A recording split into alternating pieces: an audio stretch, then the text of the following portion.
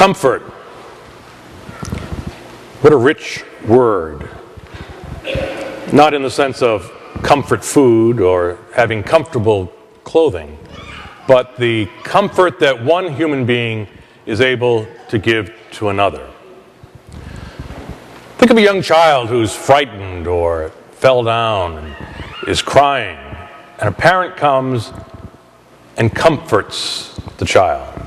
Maybe takes the child in his or her arms or says soothing things to them. And it's just that physical touch and verbal assurance is able to calm the child down. Would it be, as we grew older, that someone could just comfort us in the same way? But life gets more complicated. And sometimes comfort is difficult to give. How could we comfort the victims who are still suffering the effects of Hurricane Katrina, still displaced? Or what words of comfort can you give to a parent who has lost a child?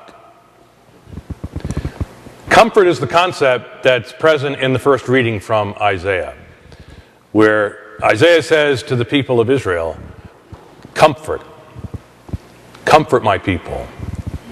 Your slavery is at an end. In its original context, Isaiah is speaking these words at the low point of Israel's history. They have been exiled. They have been put into slavery. And yet Isaiah speaks these words of comfort. And they are part of our second Sunday of Advent so that we might appreciate the comfort that we have been given in the Incarnation. That God has become part of his own creation. That we have Emmanuel, God with us.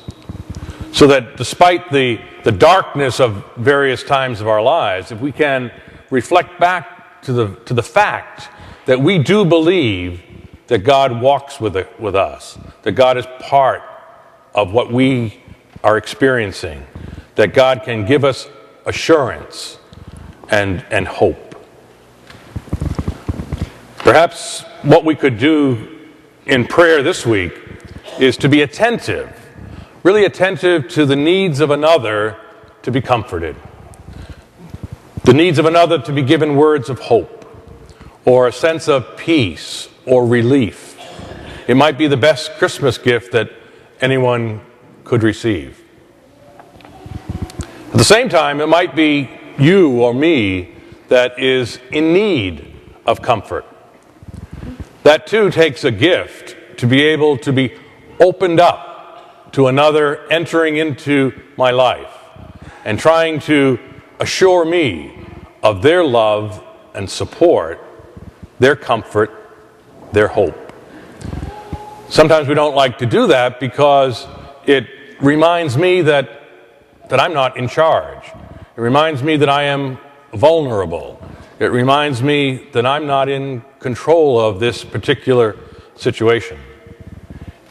But if I can open myself up to the other entering into my space and somehow being present, being assuring, being comforting, then I can perhaps move on.